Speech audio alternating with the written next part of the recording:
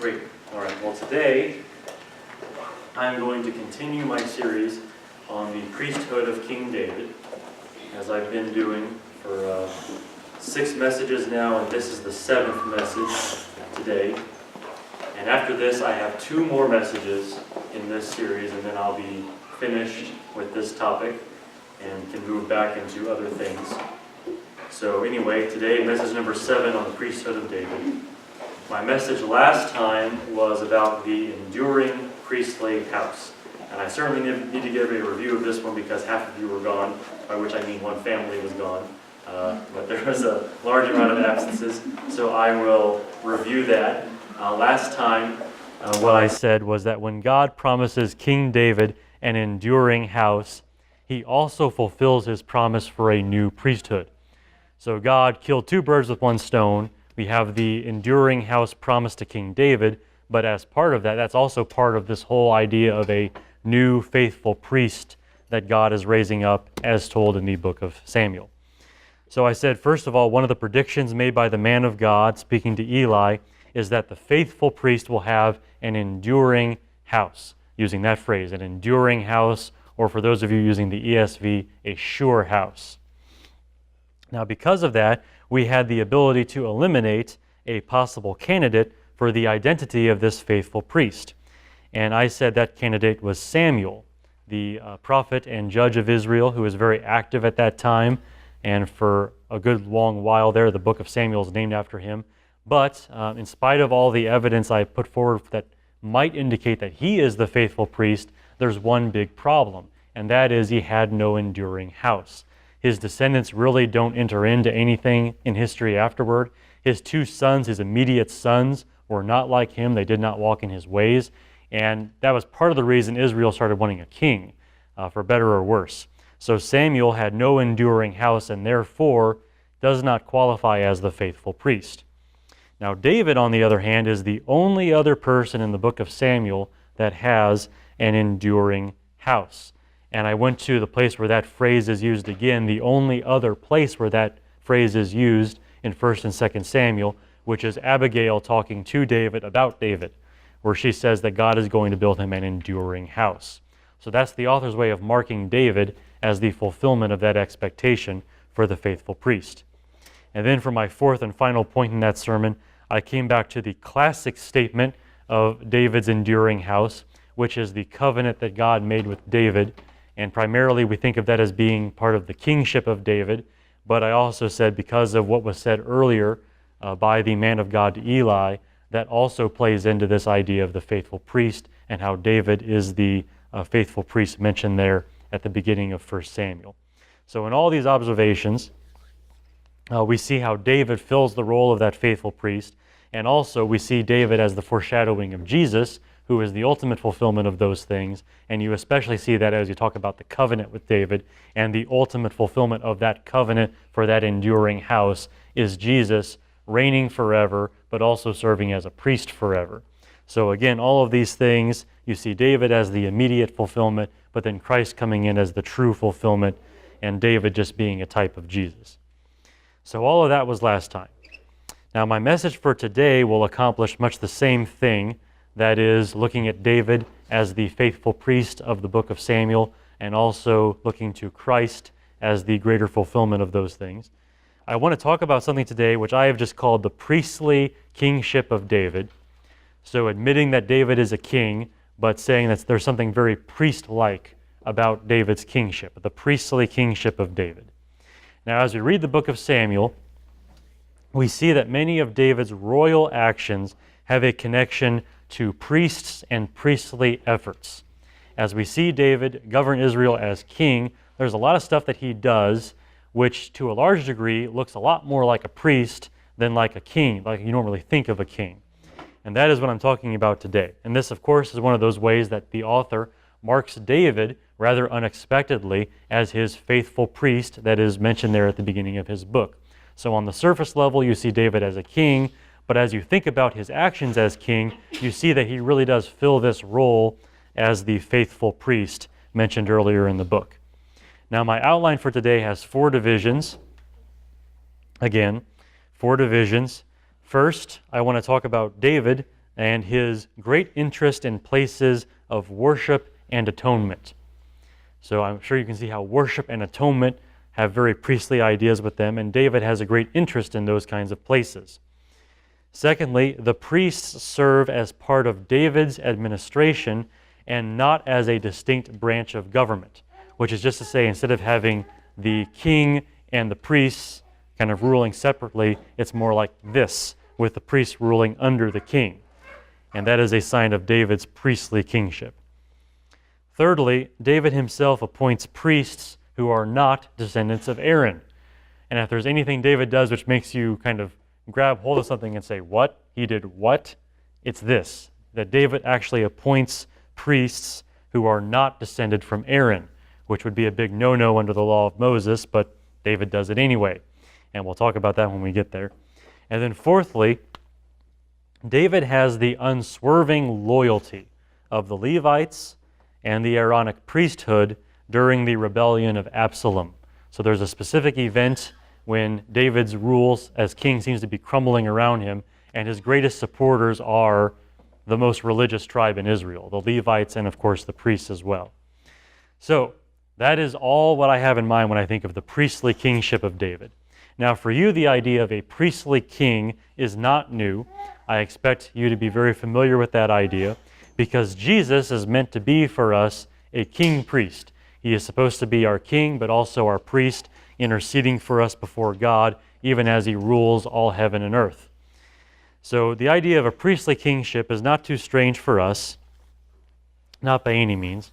Now for us, as we think about that, we kind of have it easy because the New Testament very deliberately marks Jesus as that. So here 2,000 years later, after Jesus, we're very comfortable with the idea. Now, if you think about back in the day, just after the time of Jesus, when Christians were still a new thing and the gospel was still a new thing, and we start talking about that sort of thing, having a king who is also a priest, the idea was not quite as common, at least not among Jews. Jews were certainly more accustomed to a division between the two offices, especially because of things in the law of Moses to that effect. So it was very much a new idea, if you can think of the Christians going around from synagogue to synagogue in particular, telling the Jews about this king priest named Jesus. It's going to be a foreign idea to them. However, God actually gave us a little bit of leverage, something to use there to pry that idea into the minds of the Jews who were first hearing the gospel. Because if you read the Bible carefully, if you read the Old Testament carefully, you have David, who as this faithful priest as well as a king, very much fills this role of a king priest. And I think that to a large degree, this is the role that David plays in the overall revelation of God's plan and the gospel in Christ. And that is showing ahead of time this glimpse that God's plan really does eventually lead toward a king priest, a king whose kingship is very priestly.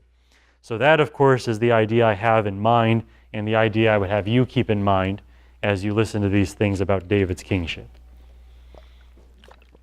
So my first division here is that David has a great interest in places of worship and atonement. Now I consider this a priestly aspect of David's kingship because you normally don't think of such places when you think of kings. You know, places of worship and atonement. I mean, we're talking like temples and shrines and altars and those kinds of things. Places of worship and atonement. But those are not usually associated with kings. When you think of kings and their great building projects, you usually think of palaces and fortresses and monuments, statues of them usually, things of that nature. That's what you think of when you think of kings. But David's kingship shows a greater interest in places of worship and atonement. I mean, where are the palaces recorded that David built? Where are the monuments? You know, where are those kinds of things? The only fortress I know of is the fortress in Jerusalem, Mount Zion, which he actually took. He didn't build it, but I'm sure he built it up afterward. But other than that, when you see David interested in places and things like that, they're places of worship and atonement for the most part, which shows a very priestly interest. Now I have 3 examples of this. 2 of them we've already seen in this series, so some of this is repetition, but I want to put it all together for you in this part of my outline. these places of worship and atonement. First of all, the first example here, one of the greatest efforts made by David in his entire reign was moving the Ark of the Covenant into Jerusalem, where he, of course, has a special tent built for it to be an actual shrine to the one true God. This is one of the greatest efforts he made in his kingship. So I'm going to start here just to read about this. 2 Samuel actually was my first passage here. 2 Samuel chapter 6. And we'll just read this passage here, part of this account really. We'll start in verse 12. We are jumping into the middle of things, but for the sake of time, I'll just read a smaller portion of this. 2 Samuel 6, verse 12. Now it was told King David, saying, "The Lord has blessed the house of Obed-Edom and all that belongs to him on account of the ark of God." The ark of God was at that time in that man's house. David went and brought up the ark of God from the house of Obed-Edom into the city of David with gladness. And so it was that when the bearers of the ark of the Lord had gone 6 paces, he sacrificed an ox and a fatling. And David was dancing before the Lord with all his might. And David was wearing a linen ephod. And David and all the house of Israel were bringing up the ark of the Lord with shouting and the sound of trumpet. Then it happened as the ark of the Lord came into the city of David, that Michal, the daughter of Saul, looked out the window and saw King David leaping and dancing before the Lord, and she despised him in her heart. So they brought the ark of the Lord and set it in its place inside the tent which David had pitched for it. And David offered burnt offerings and peace offerings before the Lord. When David had finished offering the burnt offering and the peace offering, he blessed the people in the name of the Lord of hosts. Further, he distributed to all the people, to all the multitude of Israel, both to men and women, a cake of bread, and one with dates, and one of raisins to each one. And then all the people departed to his house, each person to his own house. Okay, so you have there kind of a vision of the scene of David bringing the ark into Jerusalem, into this tent that he has pitched for it. Now, on the day when David finally brought the ark into the city, you can see all of this effort here. There's basically a giant parade going on with the bearers of the ark and David there, and David dancing around like a madman to the point where his wife thinks ill of him for it. And you see more of that story later, but there's no need to talk about that now. You see David dancing around, all the people shouting, blowing trumpets, a giant parade going on here, bringing the ark in. You see really kind of this festive occasion. There's also kind of a feast. I mean, David is distributing bread and cakes and stuff to everyone to eat. Free meal on behalf of the king here from the king's own pocketbook. You see massive sacrifices going on as David does all this. This was a major effort. This was a huge occasion. Furthermore, just to point out again what I've said here, David erects a kind of second tabernacle in Jerusalem to house the ark. It says he has this tent built to house the ark. Now, make no mistake, the actual tabernacle, like from the time of Moses in the wilderness, is actually somewhere else at this point. And the tabernacle moves around kind of, so it's hard to place exactly where it is at any given point.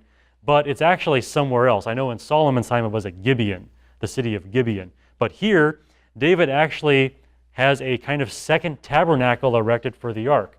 And what his reasoning exactly is there is unclear to me anyway. But the point is, he went about and had another sacred tent made for the ark there in Jerusalem to house the ark. And then the other thing I'll say on this, one more thing, is that this is actually David's second attempt to do this. If you remember, the first attempt at moving the ark went wrong because the guy named Uzzah actually touched the ark and died. You know, he was trying to help, of course, but still, you don't touch the ark. And there were a lot of mistakes there being made. But think about all the effort that David had going on here. All of that was actually planned at another point, and then everything had to be called off because this guy Uzzah died from touching the ark, and David said, never mind, let's stop, not now. I don't want this death box coming into my city, basically, kind of his attitude there, until he finds out that God blesses where the ark is, and so David says, okay, now let's bring it in and just be careful this time. But all that effort that went into moving the ark was actually planned on another occasion, and then got called off, and then David redid it all again right this time, and went through all of that. So you might even call it 2 major efforts to move the ark in David's reign there. So the moving of the ark is one of the greatest efforts made by David. There was a lot of planning and a lot of material that went into this, twice, as David tries to move the ark into Jerusalem. And it shows you his priestly concern. I mean, what's all the fuss about? What's all the effort for? It's for the ark of God being brought into the city of David, right there where David rules, and to be brought into this new special tabernacle that David has built for it. It's a very priestly kind of concern. Kings don't usually fuss about this sort of thing. They're worried about their wars and their fortresses and, filling the treasury and making statues of themselves. But David wants to bring in the ark and puts a lot of effort into that. It's no surprise that on this occasion he wears the ephod of the priest as the ark is being brought into Jerusalem, because it is a very priestly concern. That was my first example. My second example of David's interest in places of worship and atonement is the desire to build a real temple for God. Not just another tabernacle like they've had since the days of Moses, not the special tent that David had built there in Jerusalem for the ark, but an actual temple, a building, a sturdy building where God can be worshiped and where atonement for sin can be made and where the ark can be placed permanently. That's what David really wants. So let's keep reading here. 2 Samuel chapter 7. This follows closely on the heels of moving the ark into Jerusalem. 2 Samuel 7, verse 1 through 13. I know we read a lot of this last time, but I want to read this again, just here at the beginning of this covenant passage, really. Now it came about when the king lived in his house, and the Lord had given him rest on every side from all his enemies, that the king said to Nathan the prophet, "See now, I dwell in a house of cedar, but the ark of God dwells within tent curtains." Nathan said to the king, "Go, do all that is in your mind, for the Lord is with you." But in the same night the word of the Lord came to Nathan, saying, "Go and say to my servant David, Thus says the Lord, Are you the one who should build me a house to dwell in? For I have not dwelt in a house since the day I brought up the sons of Israel from Egypt, even to this day. But I have been moving about in a tent, even in a tabernacle. Wherever I have gone with all the sons of Israel, did I speak a word with one of the tribes of Israel, which I commanded to shepherd my people Israel, saying, Why have you not built me a house of cedar? Now therefore, thus you shall say to my servant David, Thus says the Lord of hosts, I took you from the pasture, from following the sheep, to be ruler over my people Israel. I have been with you wherever you have gone, and have cut off all your enemies before you. And I will make you a great name, like the name of the great men who are on the earth. And I will appoint a place for my people Israel, and will plant them, that they may live in their own place, and not be disturbed again. Nor will the wicked afflict them any more, as formerly, even from the day that I commanded judges to be over my people Israel. And I will give you rest from all your enemies. The Lord also declares that the Lord will make you a house for you. When your days are complete, and you lie down with your fathers, I will raise up your descendant after you, who will come forth from you, and I will establish his kingdom. He shall build a house for my name, and I will establish the throne of his kingdom forever. So that is the sort of introduction to the covenant that God makes with David, and that we studied last time. But this covenant with David started with a very different idea, and that was David's own desire to build a temple for God. As he's thinking about the nice house he has and how the ark of God is still in those tent curtains, he says to himself, I think we should actually build something deliberate and permanent for God, to house the ark of God, to offer sacrifices there and worship God there. We need a temple. And God overruled that desire, not because it was wrong, but just because David was not the one to do it. God promised that David's own son would do that, and of course we see Solomon doing that later.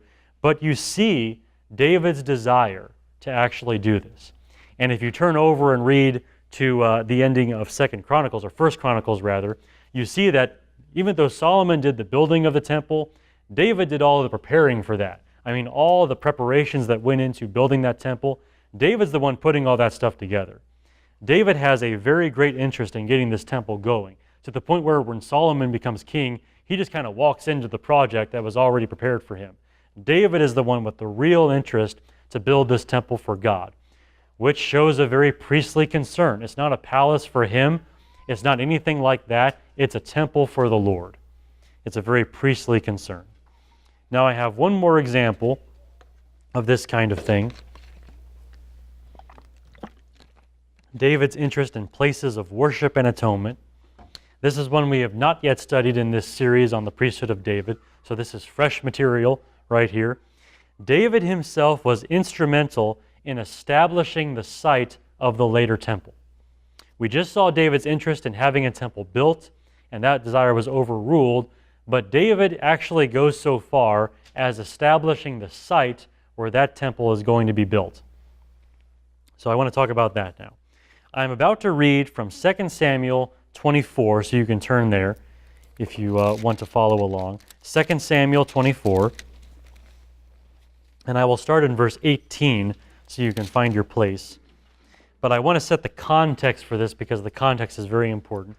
2 Samuel 24, verse 18, all the way to the very end of the books of Samuel. So this is the last thing you see David do. As far as we're concerned, as far as the author of this book wants us to know, this is the last act of David as king. Not really, but the way he ends his book is that way. So what's happening here is this. This event happens after David conducts that census, when he numbers all of Israel to see how many there are, and that angered God for some reason.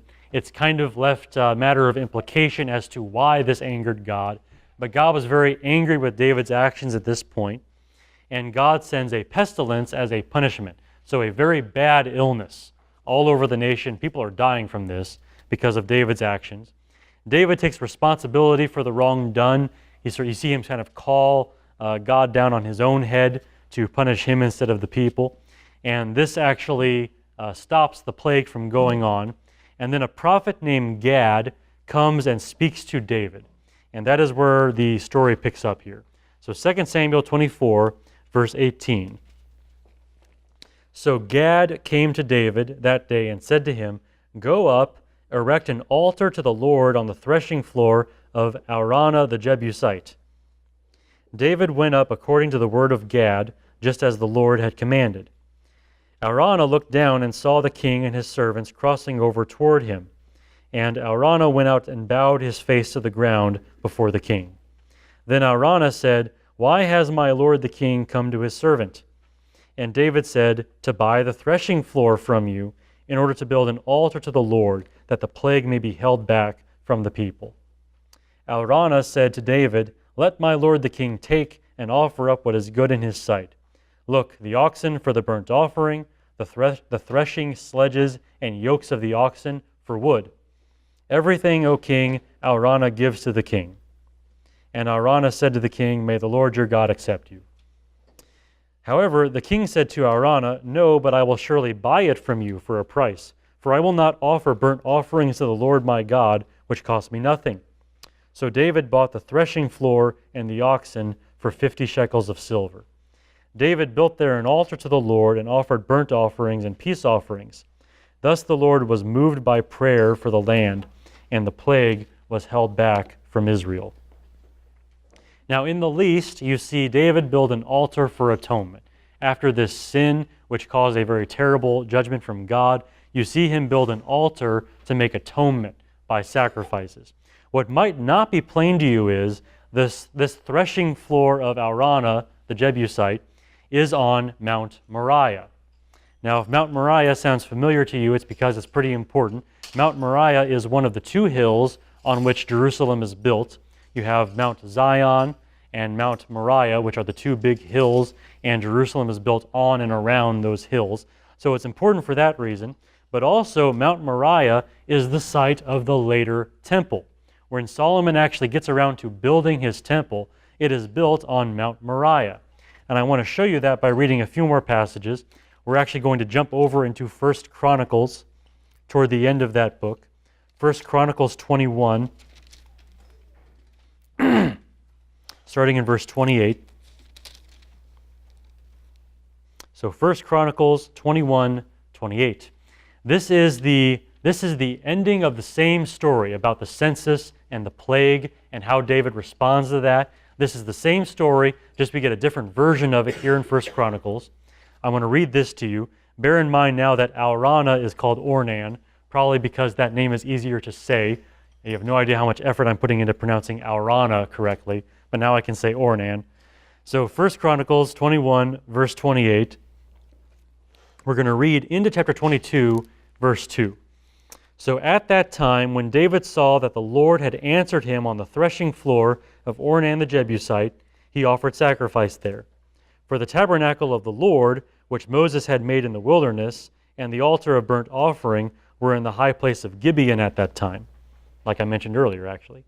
But David could not go before to inquire of God, for he was terrified by the sword of the angel of God. There was that angel with that sword appearing over the city as the pestilence was going on. Pretty startling thing, so you can see why he's afraid. Then David said, "This is the house of the Lord God, and this is the altar of burnt offering for Israel." So even though the tabernacle is over in Gibeon, and that's where burnt offering would normally be done, David looks at this altar he just built on this threshing floor here on the threshing floor of Ornan the Jebusite, and he says, "This is the altar of God. This is the place for burnt offering." So verse 2, so David gave orders to gather the foreigners who were in the land of Israel, and he set stone cutters to hew out stones to build the house of God. So here is the beginning of the effort to build the temple. After this threshing floor is consecrated to be an altar to God, here on the threshing floor of Ornan the Jebusite, David says, this is where the temple's going to be. And he starts getting to work with all the preparations that Solomon will need whenever he builds that temple. So that's one passage. And then I want to read one more, this one from the actual reign of Solomon later on. 2 Chronicles chapter 3, verse 1, seeing the actual effort of Solomon here. This will tie up the loose ends for you. 2 Chronicles 3, verse 1, Then Solomon began to build the house of the Lord in Jerusalem on Mount Moriah, where the Lord had appeared to his father David at the place that David had prepared on the threshing floor of Ornan the Jebusite. So all the pieces coming together here. The place where Solomon later built that temple, which David wanted to build, was the site established by David whenever he built that altar in response to that plague after that census. Also remember, again, that this is the last event of King David's kingship according to the book of Samuel. So his last action as king, according to that book, is to prepare the site for the later temple, at least building an altar on it and deciding basically this is where the temple's going to be. Also, you can make a further argument here that just occurred to me just now. David buys that with his own money, which means, in a sense, the temple is owned by the king. The future temple is owned by the royal house. So you have kind of a merger of the secular and sacred aspects of all this. So all that to say, you see David's interest in these places of worship and atonement. Moving the ark into Jerusalem into a tent he builds for it, wanting to build a temple for God, and even establishing the site of that temple later. What does David do with his time as king? You get the idea that whenever he's not out at war, he's finding ways to make altars and temples to God, basically. That's what he spends his time doing. It's a very priestly kind of kingship that David has. Okay, so all that pertains to places of worship and atonement. There's a second way, this is the second division of my outline, where we see the priestly nature of David's kingship. And that is the priests serve as part of David's administration and not as a distinct branch of government. In other words, instead of having the king and the priest side by side ruling Israel together, when David's around, it's more like this. The priests serve under the king, which is a very different kind of government. Now, for you children who are still learning your words and have not learned this word yet, government is what we call the people who lead other people. Okay, so the people who are in control of the nation, in control of our country, the people who are in charge, we call them the government. And right now I'm talking about the government in Israel back in the time of David. And of course David is the king, so he is the most important person in the government at this time. But I want to talk about other aspects of David's government of Israel. And I'm mainly talking about kings and priests and how they work together at this time. Now let me remind you of part of the man of God's prediction to Eli. I'll just read it here very briefly from 1 Samuel 2. The promise is that I'll raise up for myself a faithful priest who will do according to what is in my heart and in my soul, and I'll build him an enduring house, and he'll walk before my anointed always. And then he says this, everyone who is left in your house, that is the house of the priests of Aaron, everyone who is left in your house will come and bow down to him, the faithful priest, for a piece of silver or a loaf of bread, and say, please assign me to one of the priest's offices so that I may eat a piece of bread. So what you see is this faithful priest is going to have authority over the remnants of the house of Aaron, and he's going to decide who gets appointed to a priestly office. He's in charge of that. Now, who in the book of Samuel has that kind of relationship with the remnants of the house of Aaron? Who's the one telling priests who gets to serve as priest? It's David. David is the one who steps into this role of the faithful priest who has command over who gets appointed to these priestly offices. It's David. Now, before I show you that, I want to again show you why it's so important, just as a general way of thinking about this. Okay? Starting with the very exodus out of Egypt, from the time Israel came out of Egypt under Moses and Aaron, very important there, from that time, Israel was accustomed to what we might call a two-branch government, which is to say that there wasn't just one person in charge, there was actually two people, two branches of government there. We might call it a separation of secular and sacred power. So there's this kind of power over here, headed up by one person, and there's this kind of power over here, headed up by the other person. Now, in the time of the Exodus, you have Moses and Aaron. And very often the Bible talks that way. We tend to think about Moses because admittedly he was the more impressive of the two men, but very often in the Bible it's Moses and Aaron, Moses and Aaron, Moses and Aaron. Moses was the lawgiver and judge, and Aaron was the priest. Very surprising that Moses wasn't a priest. That was given to Aaron. And Aaron was brought in very early. From the time God was speaking to Moses out of the burning bush, Aaron was part of the plan. He was mentioned there. Your brother Aaron is coming up. He's going to speak for you. And from the very beginning, it was Moses and Aaron. You see a two-branch government there. Also, think about the conquest of Canaan when Israel was conquering the promised land. You see a two-branch government there as well. Moses was replaced by Joshua, who was the military leader, and then Aaron was replaced by his son, Eleazar, who became high priest. So you very often see Joshua and Eleazar the priest acting together. There's a two-branch government in Israel at that time. We also see this separation between secular and sacred power in the reign of David's predecessor, King Saul. So just right before David comes on the scene, we see a separation of secular and sacred power. King Saul, of course, has the secular power. He's the king. But who has the religious power? It's Samuel. Samuel is still very much the prophet and judge of Israel.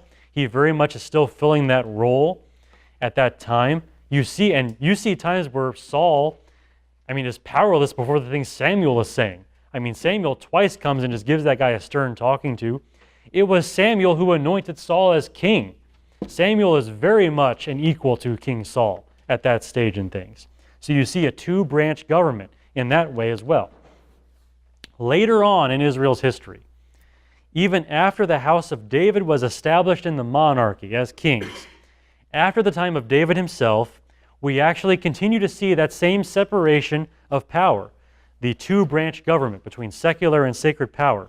I'm going to read a passage on this, and I'm going to introduce it now so you can be thinking about it, because I want to come back to this passage in a later sermon in this series. But I'm going to read it now because it's very odd for what we're talking about, but it shows you this separation of power.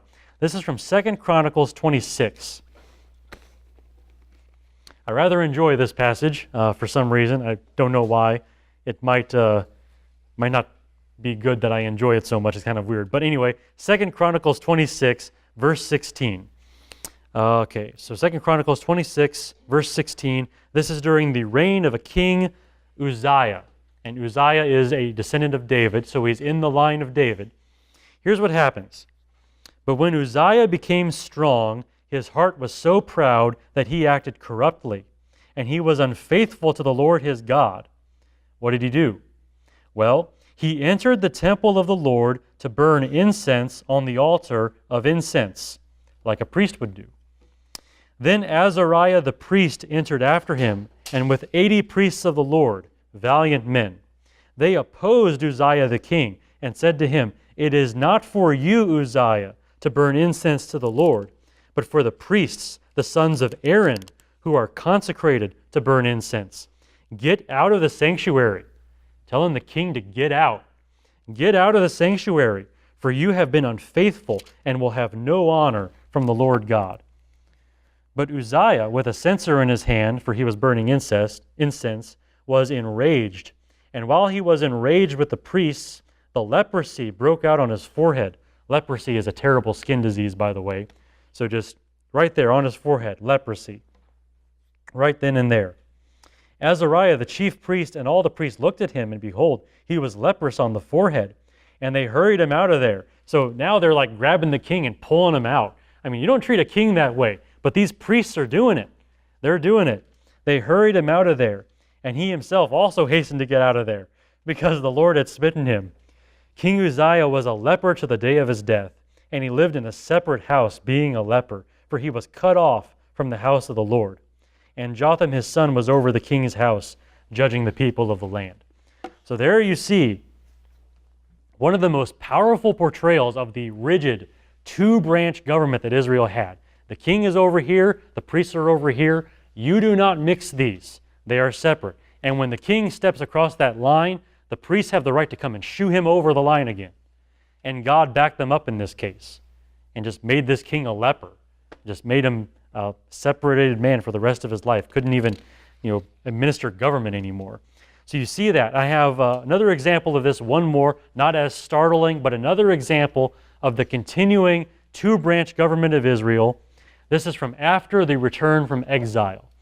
So Israel gets so wicked, God punishes them, destroys their nation basically. They go off and live in exile in Babylonia. God eventually allows them to come back into the land. Who are the leaders at that time when that happens? Well, again, we have a separation of secular and sacred power. The governor of the land was Zerubbabel, who also was a descendant of David, but he has secular power as the governor. The other guy in charge was the high priest Joshua, who has sacred power. So again, you see this very long-standing tradition in Israel, starting from the very Exodus out of Egypt, continuing throughout the Old Testament. They had what we might call a two-branch government.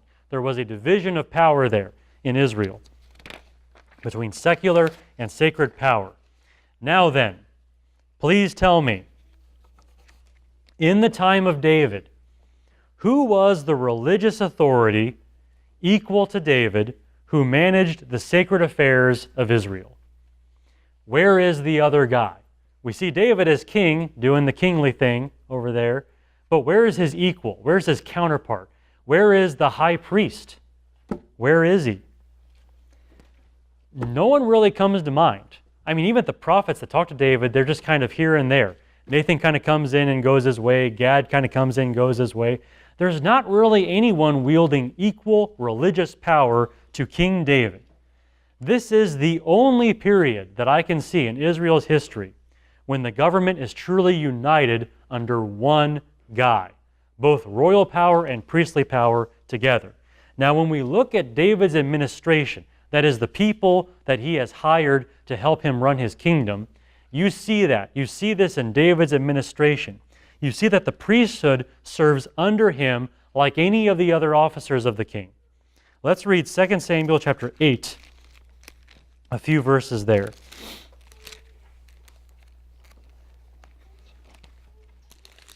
Rather than having equals, David only has underlings. 2 Samuel 8, verses 15 through 18. We see a list of David's officers, the men of his administration. 2 Samuel 8, verse 15.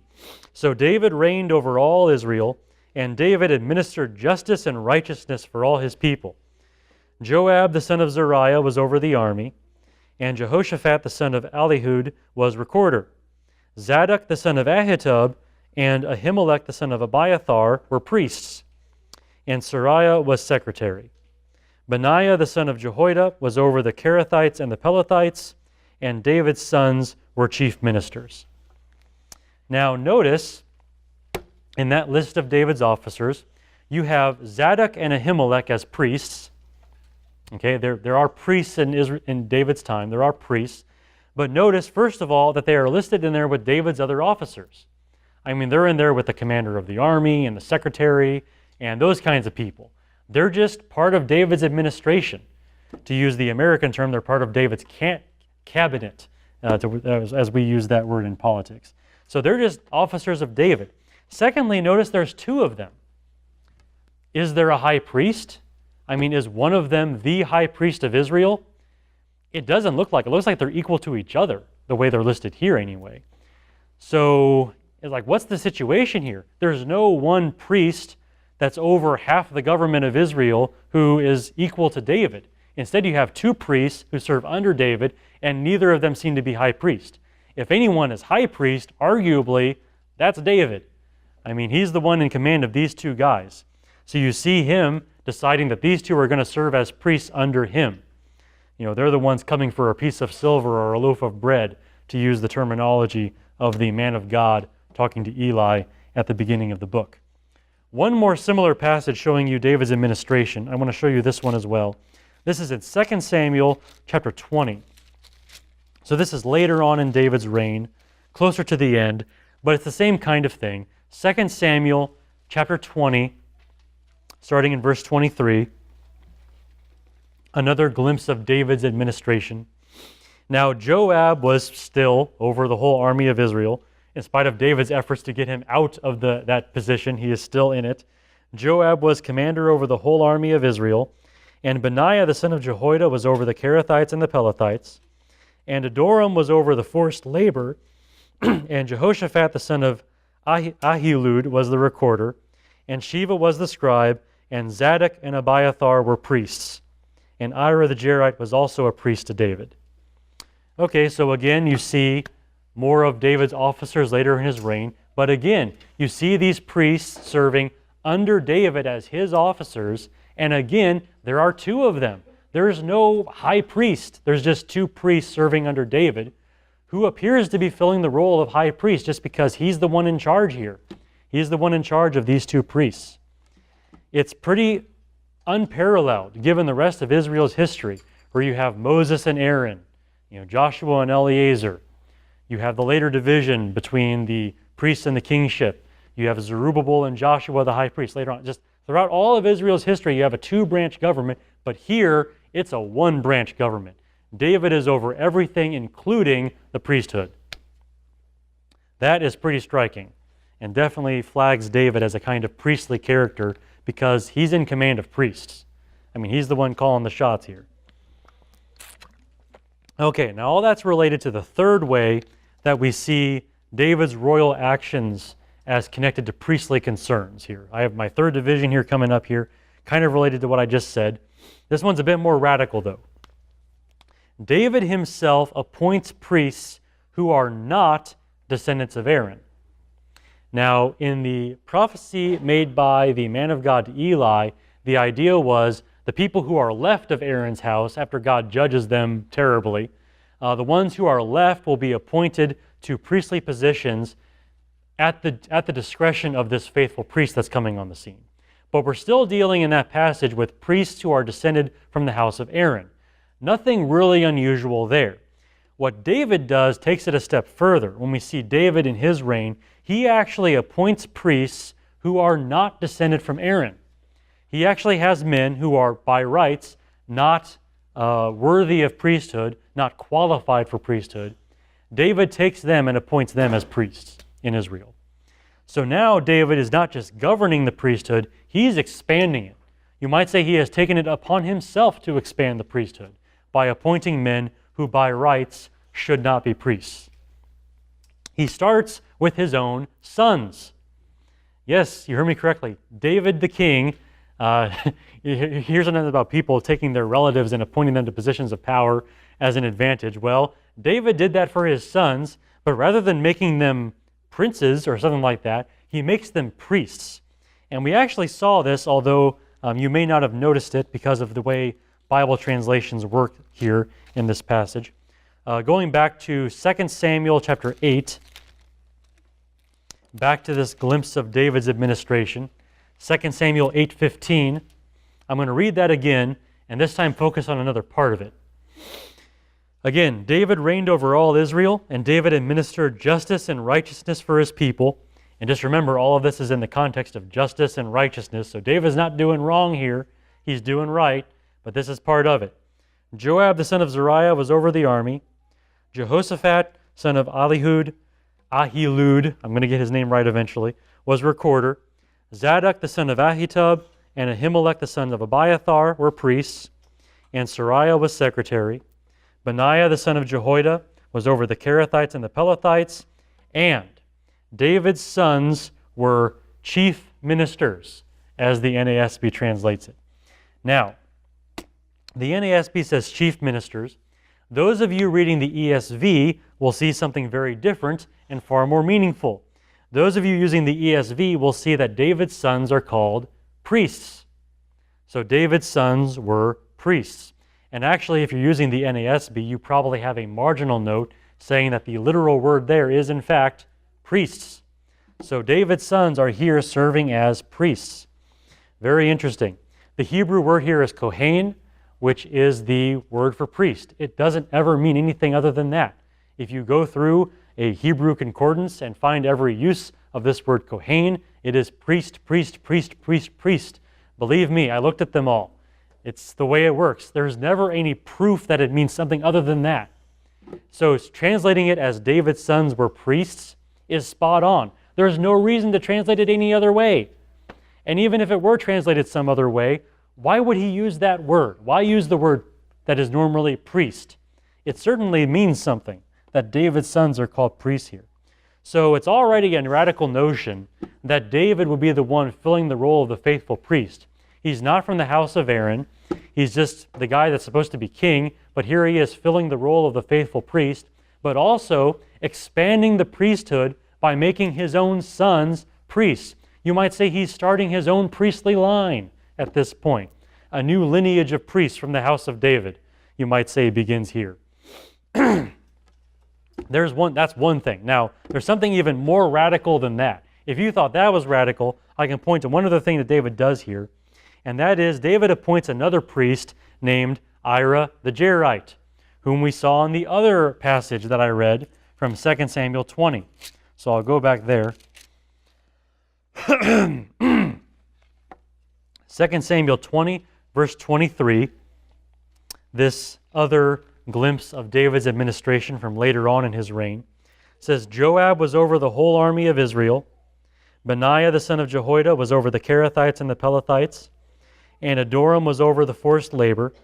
And Jehoshaphat the son of Ahilud was recorder. And Sheva was scribe. And Zadok and Abiathar were priests. And Ira the Jairite was also a priest to David. Ira the Jairite. Okay.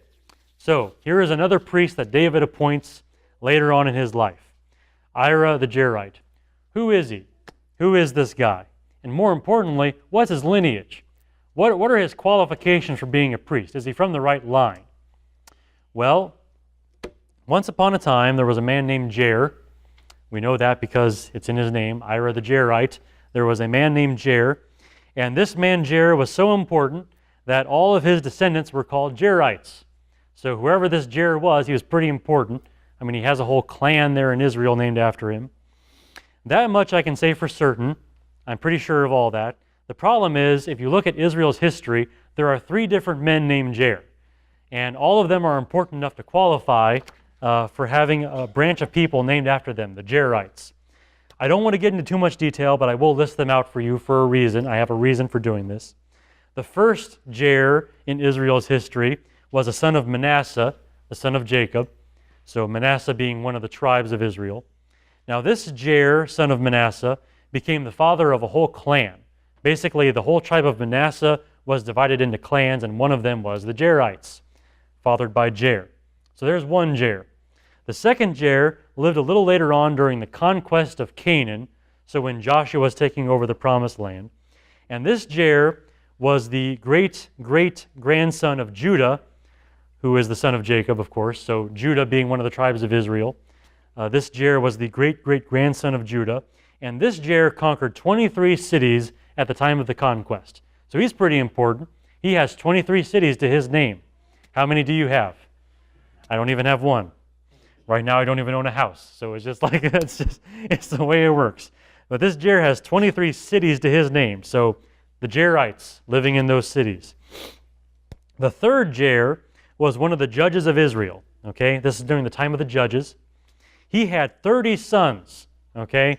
So even among a big family, this guy had a big family, all right? He had 30 sons who were so great, they all had 30 cities for themselves in the land of Gilead. So there comes to a part where you're traveling through Gilead. There are 30 cities there. Each one of them is governed by one of these sons of Jair. So you see there, this guy Jair, he's pretty important, right? This particular Jair. Now we're not told what tribe he belongs to, but he lives in Gilead, his sons live in Gilead, and Gilead was given to the Reubenites, the Gadites, and again the sons of Manasseh. So one of those three tribes is probably what his tribe is. Now, with some confidence, I can say that one of those three Jairs was the father of the Jairites, and therefore the father of Ira the Jairite. I have enough confidence to say that. Which of the three Jairs is the ancestor of this Ira? I don't know. But one thing I can say for certain, none of them are from the tribe of Levi. None of them are from the house of the priesthood. I mean, one of them was from the tribe of Manasseh, one from the tribe of Judah, and one of them from one of those tribes that live across the river. But none of them are from the tribe of Levi. None of them are from the house of Aaron. So here's Ira the Jairite being made a priest. He has no qualifications. He's not from the right line. This is the Hebrew equivalent of hiring someone off the street, if you ever heard that expression. It's like they're making anyone a priest these days. It's like, you, what's your name? Ira. What's your lineage? I'm a Jairite. You get to be a priest now. It's like, what gives? David, you have no right according to the law of Moses to do that. He's not from the right lineage. But David's doing that. Why? Because he has the authority to do it. And the Bible says that was administrating righteousness and justice in Israel, appointing his sons priests and this guy named Ira as a priest. I mean, he's just taking it upon himself to expand the priesthood in a direction that it's never been before. David's doing that. Now, if he's the faithful priest that God is raising up, he has the authority to do that, which I think is the point. Okay, I have one more division to my outline here. My fourth and final example of how David's royal actions have a connection to the priests and priestly efforts. And that is the events of the time of Absalom's rebellion. So David, during that time, has the unswerving loyalty of the Levites and the priesthood during that rebellion. So David's number one supporters are the Levites and the priests. Now, again, for the benefit of you kids who are still learning your words, I was talking about government earlier, and these are the people who are in charge of a nation. And now I want to talk about rebellion. Okay, so rebellion is when you basically start a war trying to get rid of your government. Okay, you decide you don't like your government, you're going to get rid of it, down with them, and that's what a rebellion is. Now, David had a son named Absalom, right? And David's son Absalom actually started a rebellion against his own father. Absalom decided he wanted to be king instead of his father, so he actually started a war to try to get rid of his dad. You imagine that happening, okay? So that's the rebellion of Absalom. Now, his rebellion was pretty successful at first. He actually forced David and his closest followers to leave Jerusalem for a time. They had to pack up and move out because Absalom was coming in and they knew they could not resist him. So there's David and his men fleeing Jerusalem. Now, during that time, David enjoyed the greatest support from two tribes of Israel. You get the impression that practically all the rest of Israel was with Absalom. But there were two tribes that still had a pretty strong support for David. One was his own tribe, which was Judah. Of course, you have to support family. These are David's closest relatives, so Judah was sticking with David pretty firmly. But who was the other tribe? the tribe of Levi, the most religious tribe, including the house of the priesthood, the house of Aaron. These are the people that were some of David's most loyal supporters. And I have several passages to this effect, but I want to see what these guys were doing. I want you to see what these guys were doing at this time. 2 Samuel 15 is where a lot of this stuff starts. 2 Samuel 15:24. This is during David's departure from Jerusalem. Now behold, Zadok also came, and remember Zadok is one of his priests, and all the Levites with him carrying the ark of the covenant of God. And they set down the ark of God, and Abiathar, he's the other priest, came up until all the people had finished passing from the city. The king said to Zadok, return the ark of God to the city. If I find favor in the sight of the Lord, then he will bring me back again and show me both it and his habitation. But if he should say thus, I have no delight in you, behold, here am I, let him do to me as seems good to him. Okay, so here are the priests and the Levites ready to go into exile with David. As David leaves the city, one of the priests gets the ark and the Levites with him to carry it, and they're coming out with David. And here comes Abiathar bringing up the rear. This whole parade of people that are leaving with David, the priests and the Levites are there. They have sided with the guy who's on the losing side of this rebellion at this time. So that's what's happening here. Now that alone would show their loyalty. Even as David's kingship is crumbling around him, these guys are still loyal with David. They are king's men, to use the very British term for this sort of thing. Now there's more to it than that though. The priests do a lot more than this. David discovers at some point that one of his best advisors, a guy named Ahithophel, has actually sided with Absalom, which is a big problem because if Ahithophel says something, it's usually pretty good. He's one of David's best advisors. So David has a plan to try to counteract that. I want to read to you what that involves. 2 Samuel 15, verse 31.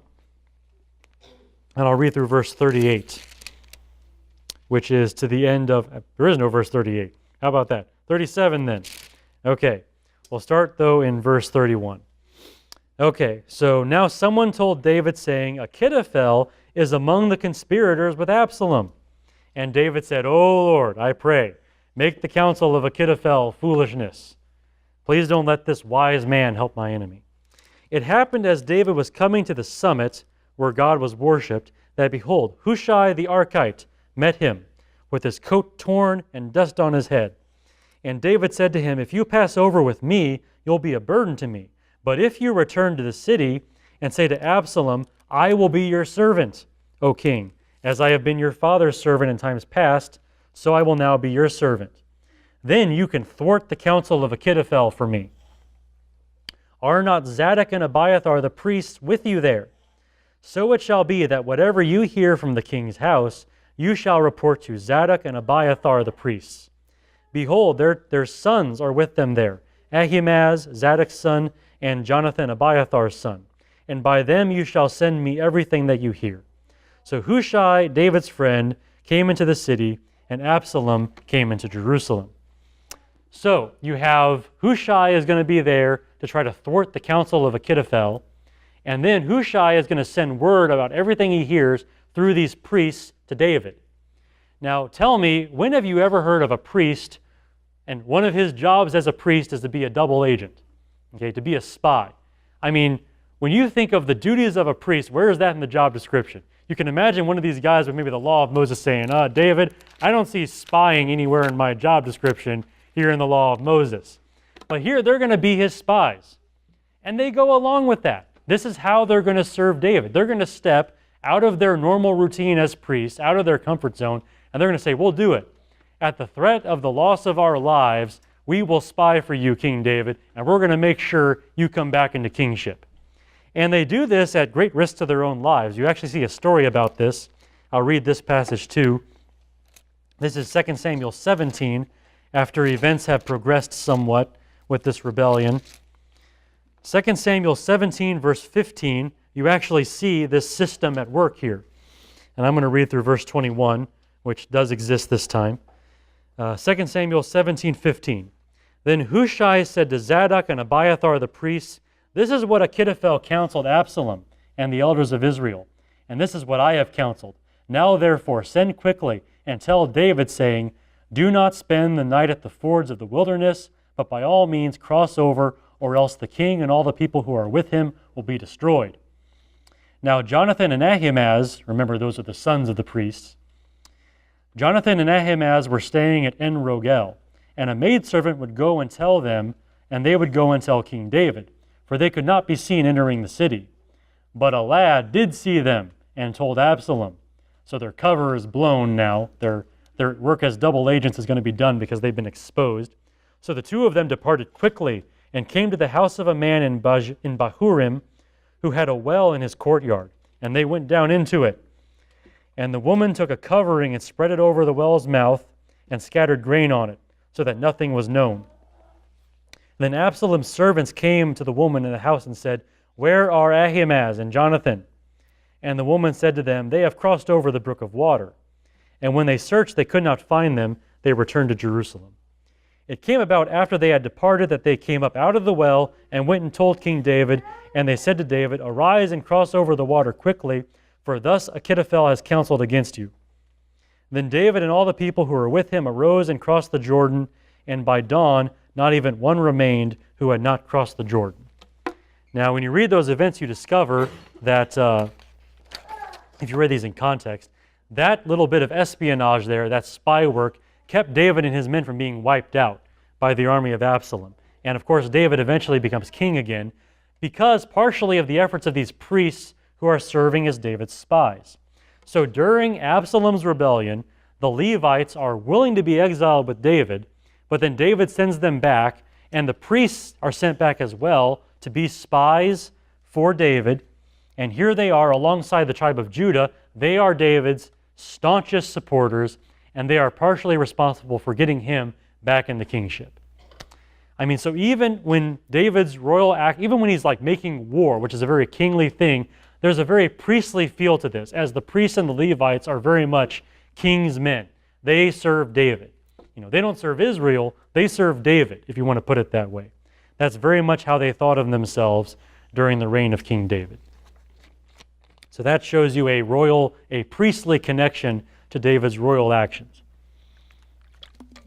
Now I'm getting close to the time when the trap door opens up, and I'm supposed to stop talking. But I have one more thing to say on this, and that is I want to talk about a passage in Zechariah chapter 6. If you want to turn there, you can. This passage came to my mind as I was studying these things. You know, these priestly actions done by David, who is a king, and this priestly kingship that he has. There is an event and a prophecy made by Zechariah. This is during the time of the return from exile. I want to read this to you. Zechariah 6, verse 9 through 15. It says, the word of the Lord came also to me, saying, take an offering from the exiles, from Heldai, Tobijah, and Jediah. And you go the same day and enter the house of Josiah the son of Zephaniah, where they have arrived from Babylon. Take silver and gold, and make an ornate crown, and set it on the head of Joshua the son of Jehozadak, the high priest. So, just to make sure you get the image here, make a crown like a king would wear, and set it on the head of the high priest. Okay?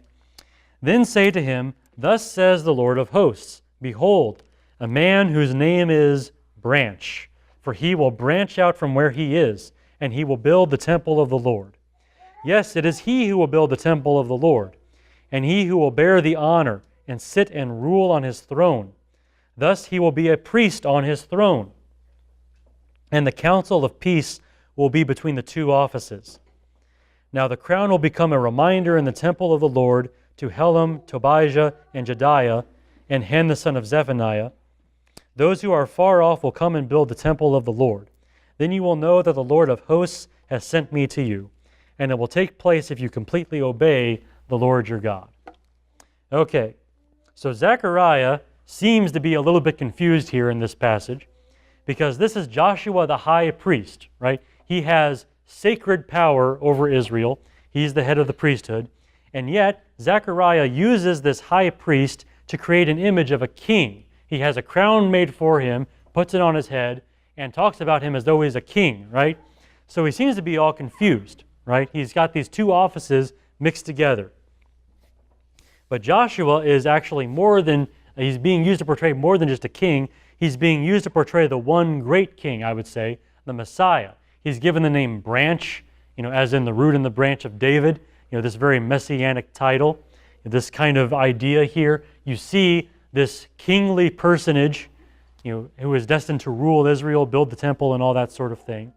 But Zechariah is doing that with the high priest. He's taken the high priest, given him a crown, said he will be a priest on his throne, and he's mixing these ideas together, and he's implying this is what the Messiah is going to be like.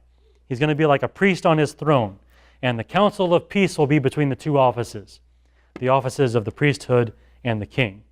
Now, as you already know or suspect, I'm sure, Jesus is the fulfillment of these things, right? He is our king and our priest together. He is the priest on his throne. He is making atonement for sin. He is also sitting at the right hand of God with all authority in heaven and earth. Jesus is both king and priest, one together, right? The council of peace between the two offices in one person. But before Jesus was revealed to us in that way, and before Zechariah staged this pantomime here with the high priest wearing his crown, before all of that, God gave us another glimpse of that idea. And that glimpse is in the life of King David. David, who is very much a king, but who nonetheless has a very priestly interest and does a lot of priestly things, and is that faithful priest that was promised at the beginning of the book of 1 Samuel. David shows you that this whole idea of a king priest is in the mind of God. It's a very brief glimpse of that, but David is proof that God is moving history in that direction. This is something God wants, and he gives you a brief view of that in David's life. He gives you a prophecy of it in Zechariah's time, and in the days of Christ it comes true. So I just want to go over my 4 points again, the 4 divisions of my outline here. These are the several ways that the author of Samuel marks David as the faithful priest, and he does this by showing all the priestly connections that are in David's reign as king. And there were 4 of these. First of all, David has a great interest in places of worship and atonement. Secondly, the priests serve as part of David's administration, not as a separate branch of government, which is how it usually worked in Israel. Thirdly, David himself appoints priests who are not descended from Aaron. First of all, his own sons, and then Ira the Jairite, whoever he was. And then fourthly, David has the unswerving loyalty of the Levites and the priesthood during the rebellion of Absalom. So those are the 4 ways that you see David's priestly kingship, and 4 more ways that you see David fill the role of the faithful priest in the book of Samuel. Next time I teach, I'll be teaching on Easter actually, so it'll be an Easter sermon because I remembered to start working on an Easter sermon just in case. But the next time I teach on this, I will return to the prediction made by the man of God at the beginning of this book. I want to revisit that, and to some degree I want to review everything I've said so far, but I also want to address a few things that I haven't talked about yet from that prediction. So if you've been scratching your head about some of those details back there, I will probably be dealing with those at that time, but that is what I will do when I come back around to this topic whenever I teach on it next. That will be message number 8, and then after that will be one more message, and then we'll be done with the priesthood of David. But that is all I have to say today. Are there any questions or comments or observations that anyone wants to make at this time on these things?